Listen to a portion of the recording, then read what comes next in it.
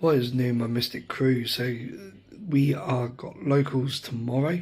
I'm filming this part on Saturday afternoon, early evening. As you can hear, I am losing my voice, so I do apologise for any difficulties you may have hearing me on this week's local vlog. That's why I wanted to film this bit now, to try and save my voice for as much as possible for locals tomorrow, and for doing the video gameplay voiceover over the gameplay tomorrow. We're still rocking the branded Chimera. I have made a few little tweaks to the deck based on some conversations I had last week. If you watched that, I weren't really feeling Cashier of Fenrir in the main deck. As good as an effect it is and as good as a card it is, I just felt like it was not gelling right with the current deck. Now, a lot of that is more than likely me piling it wrong, but I was also on a 42 card build. So I've taken those three out. I've taken 3 cards out of the side, put Fenrir into the side, and moved one of the side cards into the main board. I've dropped the triple tactics talent altogether for now.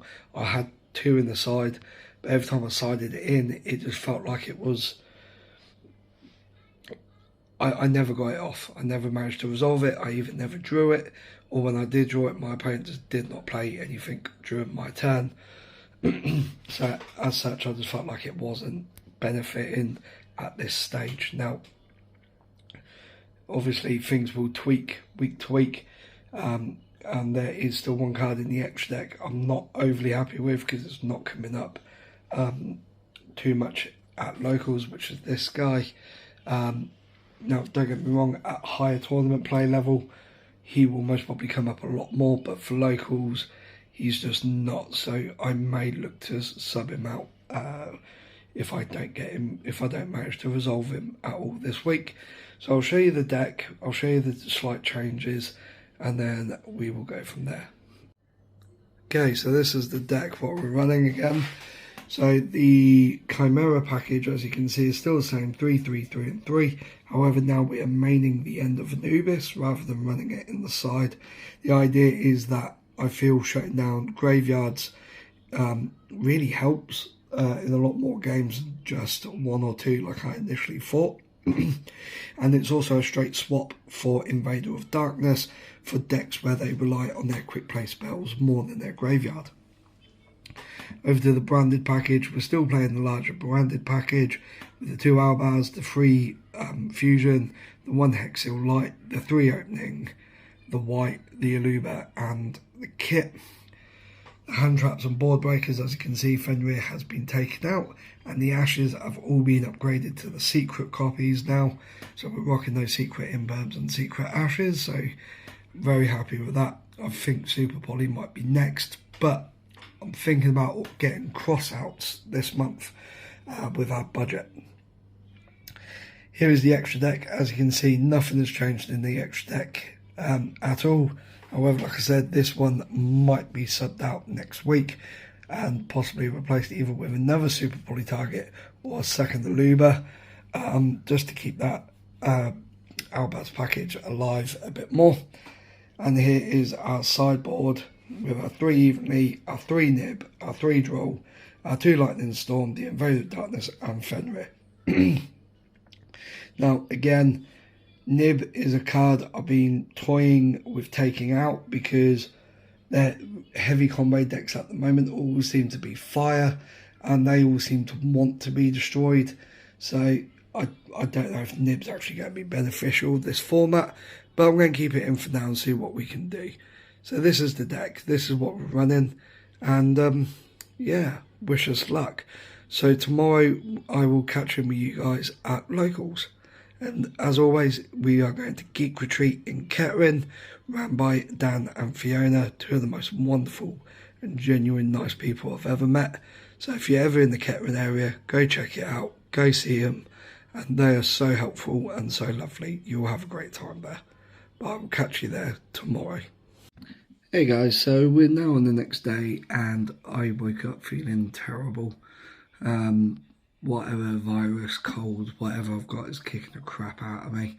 So I've decided not to go to locals, purely and simply so I can spend the day resting, and if this is contagious, I'm not passing it out to anyone else, because anyone who goes to locals knows that normally you're sitting in quite confined spaces and whatnot, and last thing you want to do is pass whatever you've got on to other people, especially if you're trying to be considerate to other people.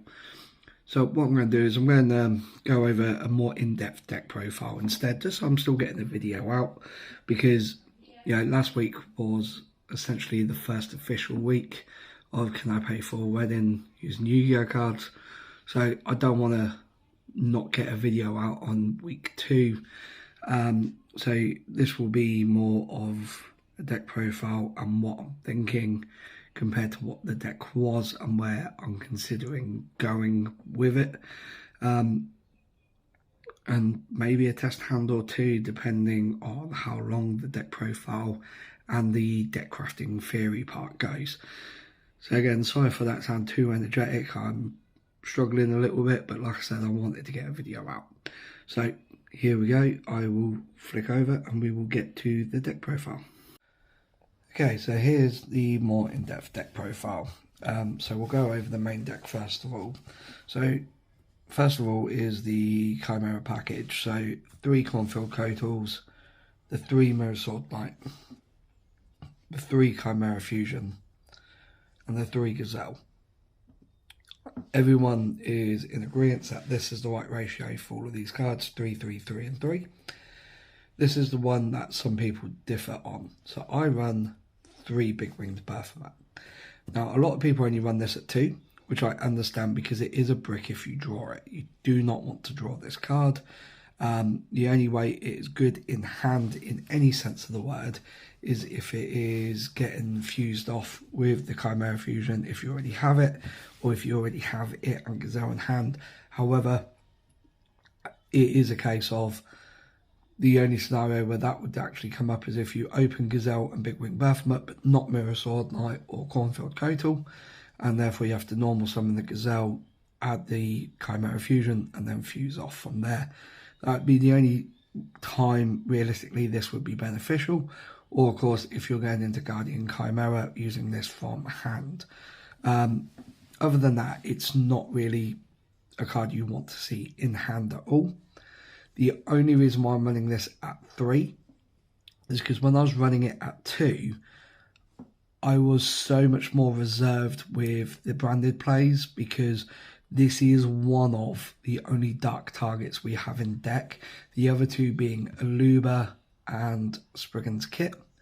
On the original build though, you don't really run Aluba. On my original build, I was more on the Edge Imp package, which I know is dark. However, at that point, you was more using the Edge Imp to go into a more Guardian Chimera rather than the branded side. So just having Big Wing Baphomet Engrave is recyclable through the Chimera Fusion, Chimera the King of Phantom Beasts itself. But also having the 3rd one to banish off the branded fusion, or well, to send 2 grave with the branded fusion for Aluba is to me very, very critical, because then when it's sent to grave, if you've already got a illusion engrave, it then sends it back. Alternatively, the only way I would look to drop 1 Big Wing Baphomet is if I was to add the Illusion Magician back into the deck to do the same role, and then it can do other things on field as well if you get it out on field. That would be the only way I would drop this down to 2, is if I put Illusion Magician back in the build. But for now, I feel the 3rd Baphomet is a little bit more beneficial. So that's why I run that at 3. At the moment, I'm mainboarding the End of Anubis. As you saw in the intro to this, I did do a few little deck tweaks. I've actually tweaked it a little bit since. So I've dropped triple tactics from the sideboard altogether, and I moved my 3 Kashtira Fenrir from the main to the side, bringing the deck, and then moved this to the main, bringing the deck to 40 cards rather than 42. I've since put Fenrir back in the main and put Effect Veiler in the sideboard.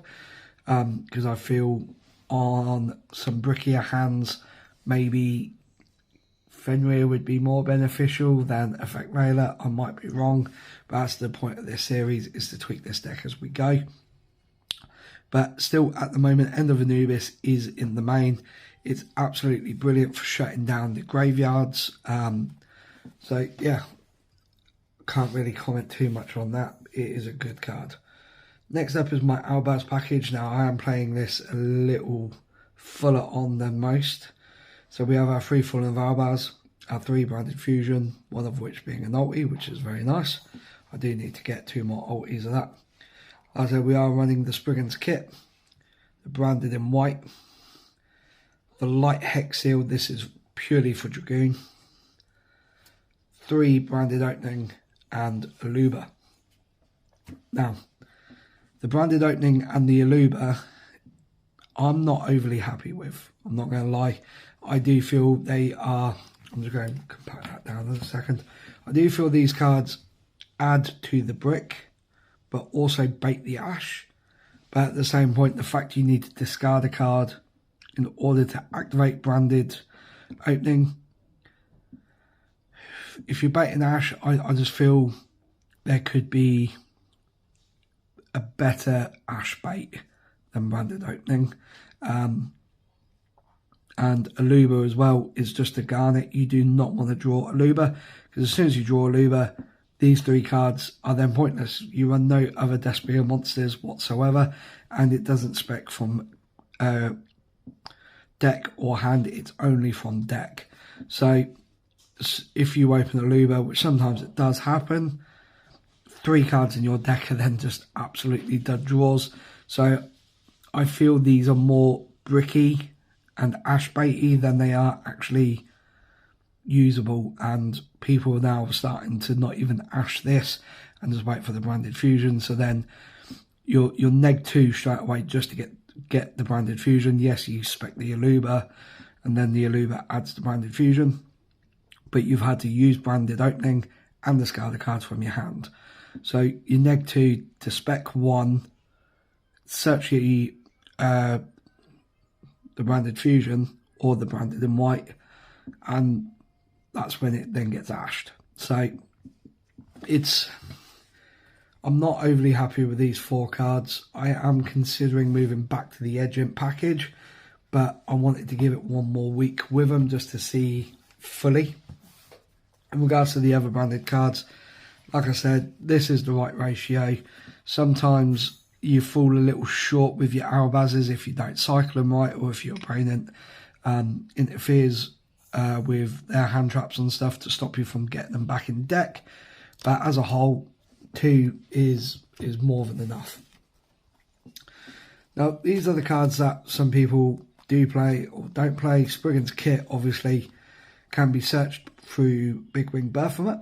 So if you have to go through the branded opening combo line, which I put up on TikTok, which I will definitely do that combo line for this video as well, so you can see the perks of kit, because it is a level 4 beast. So branded, so Chimera, so Big Wing Baphomet can search this if you've already used Gazelle that turn, and then if you've used Gazelle that turn, that's because you've gone into the Riberan fusion, which mentions Fallen of Albaz, so you can spec this, discard a card, and grab your branded in white. And then your branded in white can fuse from your hand, field or grave, as long as of course one of which is a dragon, and if it's Fallen of Albaz, then you can banish from your grave for the fusion material.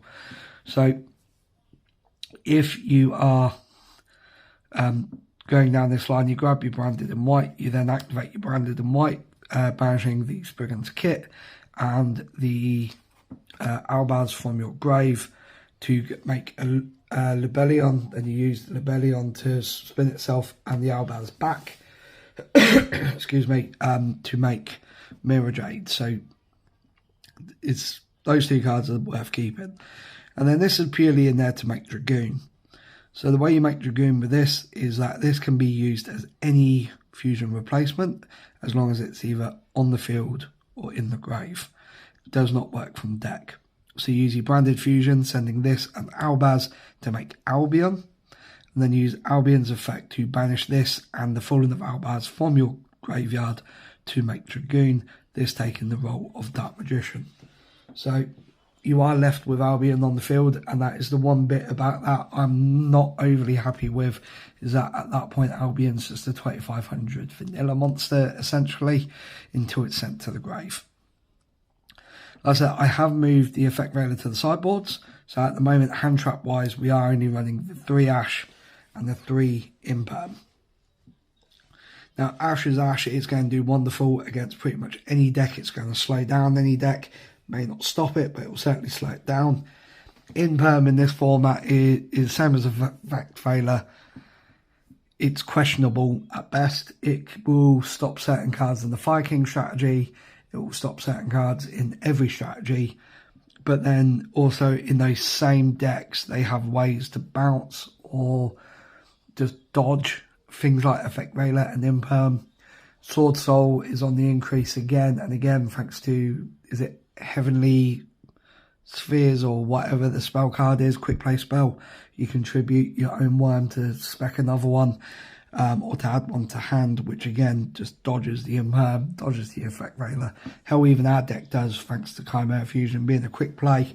So all of these like targeting negates like Imperms and Effect Veilers, you've got to catch your opponent right with them, otherwise they will just dodge it. So that's why I've decided to take the Effect Veiler out for now. And then with the classic board breakers, of course, we've got our 3 Super Polys and we have our 3 Fenrirs, which I've put back in instead of the Effect Veiler. Just because if I'm going to brick, I would much rather brick on 2 Fenrir than 2 Effect Veilers, because then I can at least spec 1 Fenrir, and from there, my opponent's either using some form of negate or I'm banishing one of their cards. So all in all, I'm getting some form of interaction, whereas like I said, with Effect Veiler, it's easily dodged. And in decks that don't dodge them, really, I don't think Super Poly would do much. I can always side Super Poly out, put Effect Veiler in, or even take cash out and put Veiler in, whatever's needed there. So that's the main deck. It is currently sitting at 40 cards. With the extra deck, now this is again, a lot of it's pretty generic. So we have our 2 Chimera, the King of Phantom Beasts. We have our 1 Baphomet, so I can't even read his name, the Mythical King of Phantom Beasts. When he's on the field or in the grave, he takes his name. And this is a good way to get your End of Anubis or Invader of Darkness or Illusion Magician, if you're playing that, into rotation very quick and easy. So you go into your King of Chimera the King to rip a card, spec back a illusion through the Gazelle and all that lot. And then you can make this by using the illusion monster you special summon back along with this, because one will be beast, one will be illusion. And then this Foolish Burials a beast, fiend or illusion into the grave. So for example, you'd send your End of Anubis, and then during your opponent's draw phase you activate Chimera in the grave to banish it to spec the End of Anubis from the graveyard, which will automatically shut down their graveyards before they've even had a turn. So very good cards. And then of course we're playing the OTK machine. So the idea here is it does not matter what monster our opponent has on the field. As soon as this is made, you swing into it. It doesn't destroy it, and it can't be destroyed by battle. So you might take some damage, but after damage calc, it drops that opponent's monsters down to 0 attack permanently, and negates their effects permanently. So, and because he can attack at least twice, because he can attack monsters for each material used for it, then you get a guaranteed 3100 off there. But if you've used 3 materials to make it, that's 6200, and as long as you've got any other monster on the field, including Mirror Sword Knight, that would be enough for lethal there. So that can easily generate an OTK. Then we've got the 1 Guardian Chimera. I would run this at 2, but I only have 1, and they are quite expensive. I wish I picked up a second one before I started playing the deck. I picked up this one, excuse me, on the reprint when they were about £9–10, and because I thought, okay, cool, you know, finally a little bit cheap enough for me to grab one in case I ever want to use it. Really should have grabbed a couple because they went up in price. They're now sitting about that £20-25 mark again. So then from there I could have kept 2 or 3 for myself and then sold on the others, you know, but hindsight's 20/20. Then with the Albaz Fusions, of course we have 2 Mirror Jades. Some people are only running this at 1, but I do feel 2 is needed, because Mirror Jade's not that hard of a boss monster to out anymore, and with things like Lubellion being able to go back to the extra deck to make the first Mirror Jade, once they out it, it's always nice to have that line again if required. We have the Albion, which of course is there to either go into the Dragoon line if you're going that way, or if you're going the Mirror Jade way to send to grab your branded fusion. And then Riberan to make off the Gazelle. So, like I said, we'll go over that combo shortly anyway, but that's also another good one. Then of course the Red Eyes Dark Dragoon. It's a great card, however, it's not that hard to out anymore. Remember when it first came out, everyone was panicking about how to out it, everyone was maining kaijus or siding kaijus for it, whereas now, every time I get it out, within a turn or 2, my opponent's outed it. Mud Dragon of the Swamp, this really hurts Fire King. This is one thing I learned, this hurts Fire King, this hurts PKs, this hurts a lot of same attribute style deck, because it can take on the attribute and then your opponent cannot target monsters of that attribute with effects. And a lot of the Fire King cards target, so target, destroy itself to spec one back. It can't destroy itself where it's being targeted. And again, Garura, same type, same attribute. I'll take 2 of them off. We've got the Dragostapelia, which I've sometimes made with a Chimera Fusion, thanks to having Berthamut left on the field. And then we have this guy. So this was bought and put in there purely and simply for the end boards of Baron and SP Little Knight, both being warriors but with different attributes. And I honestly thought that end board would come up so much more than what it is. I know quite a few people at my locals have SP Little Knight. I unfortunately do not have one, but I know several people do. And obviously with the Baron being in the Rarity Collection, everyone has Baron. Everyone who is running anything but a pure Fusion or pure Xyz deck is running a Baron. So, and those decks normally have the versatility to add the SP Little Knight as well. So I honestly thought it would come up more. It might just be a case of, you know, I'm stopping my opponent from making those boards. But either way, it is yet to come up. So I'm going to give it one more week. If it hasn't came up by then, I might look just to take it out for now until that scenario starts coming up, and then readdress it there. With the extra deck, no, the side deck, we have Invader of Darkness. This is to swap out for End of Anubis, depending on what I'm up against, because this just shuts down Runic. They can out it, of course, but it just makes it more difficult for them to out it. We have 2 Lightning Storms. These are in here purely for more back row heavy decks, but 2 Lightning Storms by themselves don't really make a massive impact. So I do want to try and fit a Harpies back in here somewhere, but at the moment I just wouldn't know where to put it. We have our 3 Drone Knockbird. In my opinion, one of the best hand traps ever. When I was on MathMech, I was maining this when a lot of people wasn't. And a few people got, not funny with me, but did say, like, I built my deck for locals, not for the format. And my argument back to that was, well, yes, I'm playing in locals and not the format. And, you know, people will see in big tournaments when Droll isn't being played, they then don't respect it. And when they don't respect it, especially at local level, you put it in your deck, you're shutting them down and you're picking up wins. That's the difference between building for locals and building for tournaments. I then have the 3 Avec Railers, which was already discussed. I don't like having them out at the main, but honestly, without taking out the branded Lost and Luba and replacing it with the 3 Avec Railers and a Cool Buy maybe, I wouldn't know what else to swap out to put in there. But that could be a shout, to be fair. We have the 3 Nibiru's for the more heavy combo decks other than Fire Kings, because again, you do not want to destroy Fire King monsters. So Nibiru will do absolutely nothing against that deck. But against any form of Dragon Link variants, PK, Horus variants, which, to be fair, that deck is setting up a Nibiru negate by its 3rd or 4th counter. Sorry, 3rd or 4th summon. So Nib may come out of this sideboard very sooner rather than later.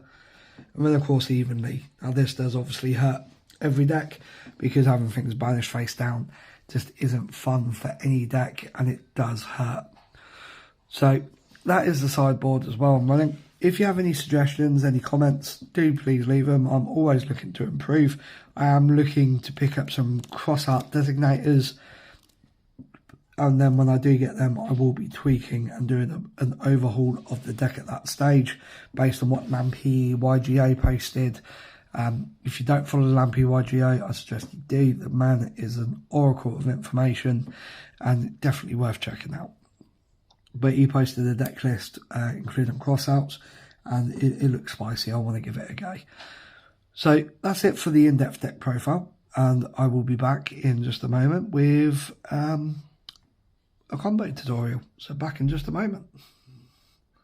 Okay guys, so this is a combo video now, where we are doing a 1-card combo of the Branded Fusion. So I've kept the copy out while I shuffle the deck up, and then we will give the deck a cut and draw our other 4 starting cards of the hand. These are not important, but what did I say in that deck profile bit about it will happen where you will draw it, and it is a nightmare when you do.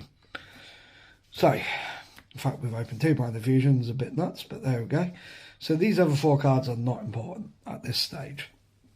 So this combo is going to start off by activating Branded Fusion, because, and this is the perfect hand to show this off.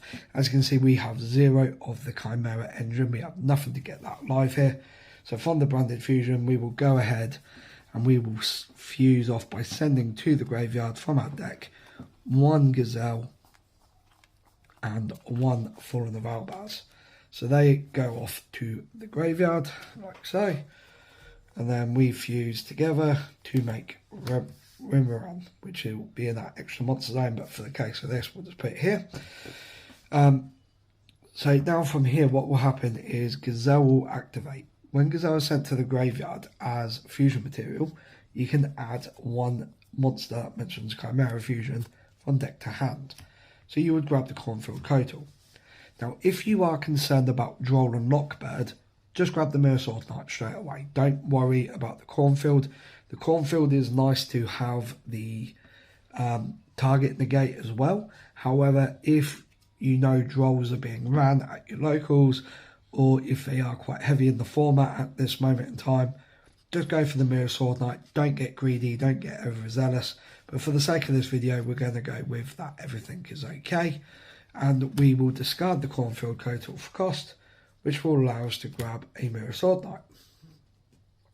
Now from here, we will normal summon the Mirror Sword Knight, and because it is a quick effect, you can have turn player priority to quick effect, tribute itself to spec the Big Winged Baphomet. Now when Baphomet is special summoned, or normal summoned, you can add from your deck to your hand Chimera Fusion and / or a level 4 beast, meaning if you don't have a target for one, you can just add the other. But in this case, we do have a target for both.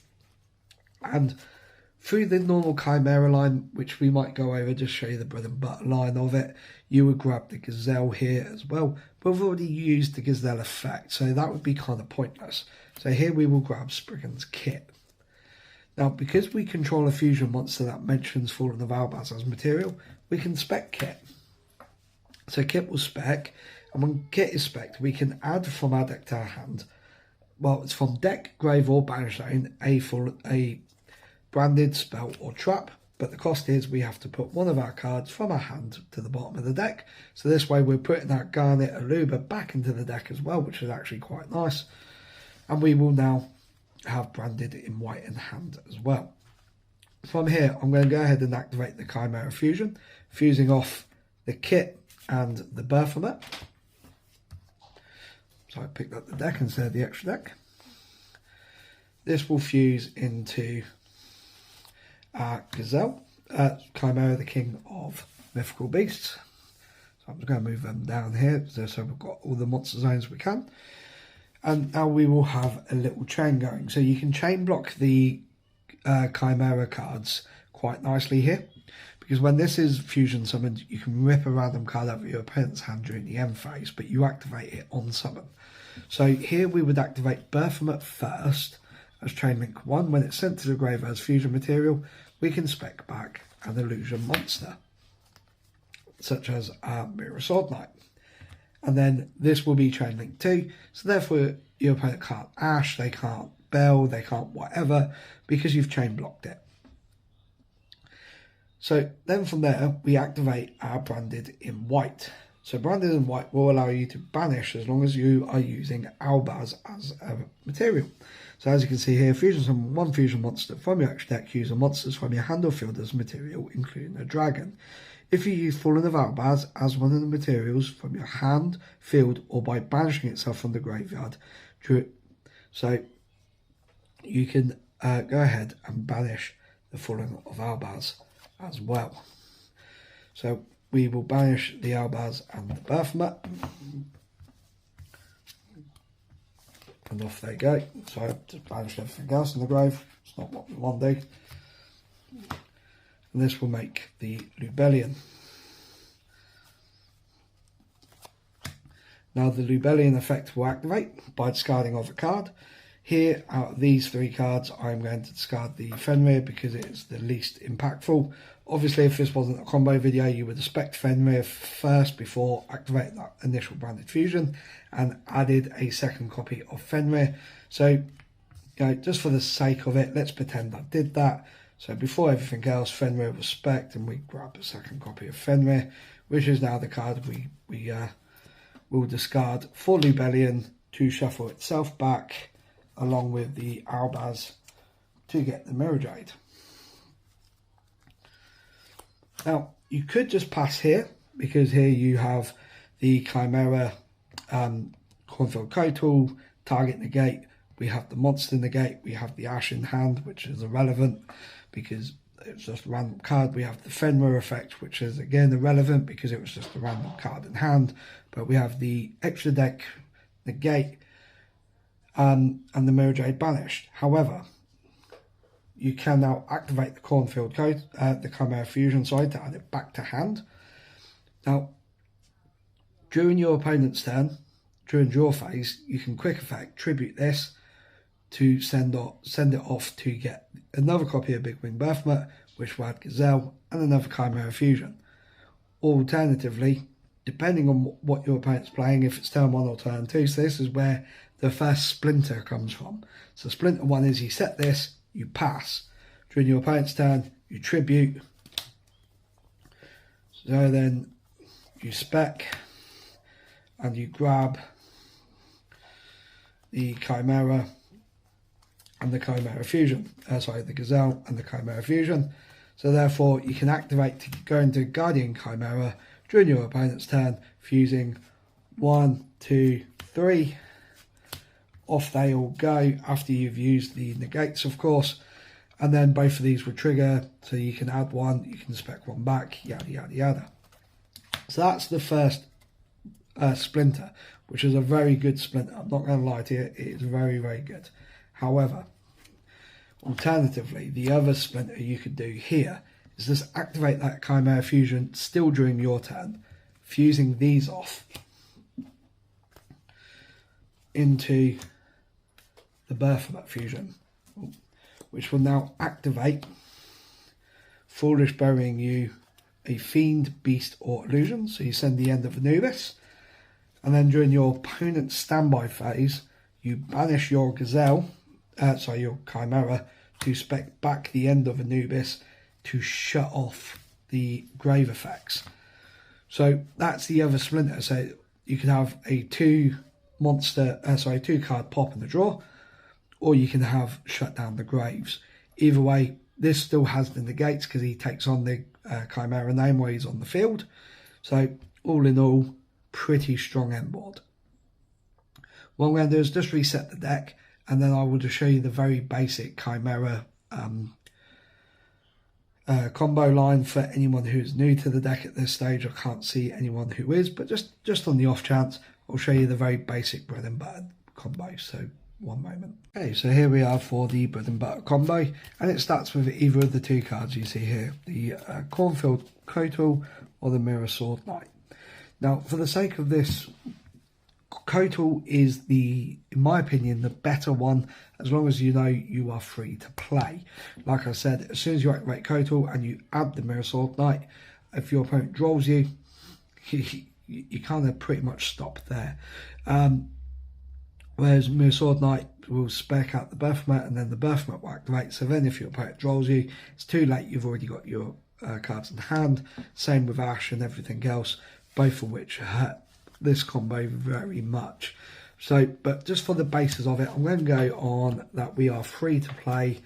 We are completely open, so we don't need to worry about our opponent's hand traps, because every combo video will be very short if you pretend you got hand trapped.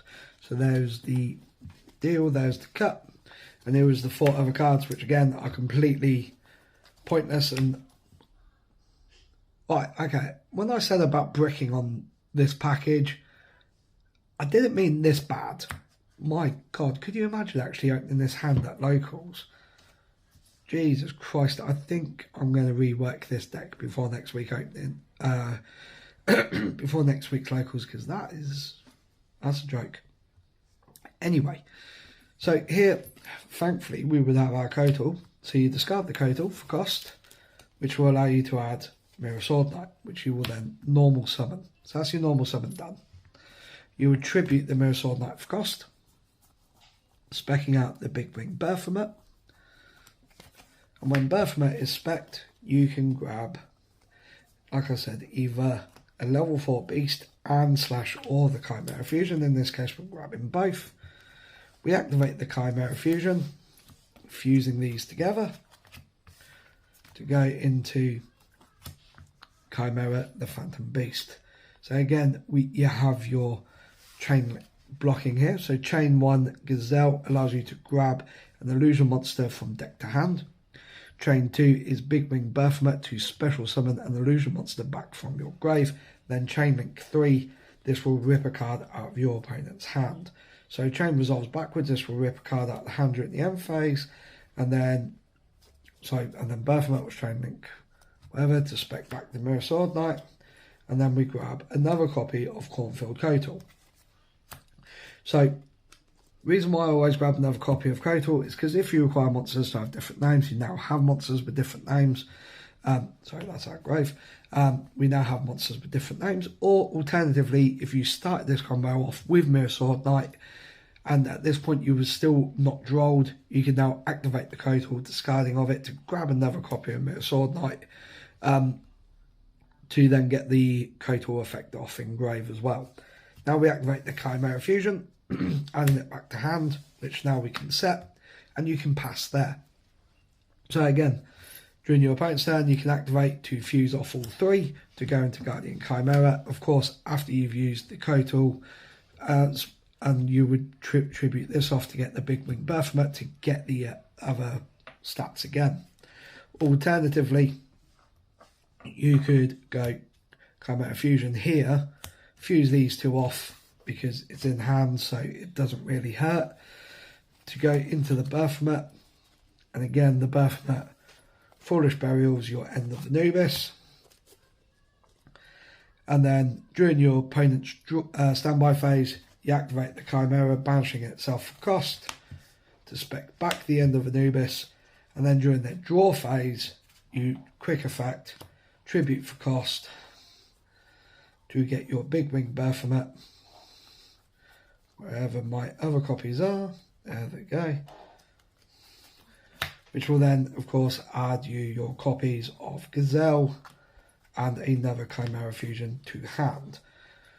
So that is just obviously 2 very quick bread and butter combos with just the Chimera package. And of course, based on this hand, you could activate Branded Opening, discarding of Branded Opening to spec the Aluba to grab branded fusion. So yeah, let's just play that out as well. Let's pretend this is all actually going on. So here you'd spec your Aluba effect to grab your branded spell or trap. So in this case, you grab your branded fusion, which you would now activate. Branded fusion, sending off the stone and Albaz. This would take you into Albion, and then Albion effect, banishing the stone and Albaz to get your Dragoon out. So there you go. That adds, having the branded opening obviously adds to that, but that's very standard combos. If you would like more combos or test hand videos, please let me know, drop them in the comments, and I can either get some uploaded to here or to TikTok if shorter paced and faster pace is more for you. But until then, sorry you can't see the Dragoon up there, can you? Let's bring that down a bit. But for now, I will leave it there because as you can hear, I'm losing my voice again. So I'm going to go rest up, and I will catch you guys next week with hopefully some more local content.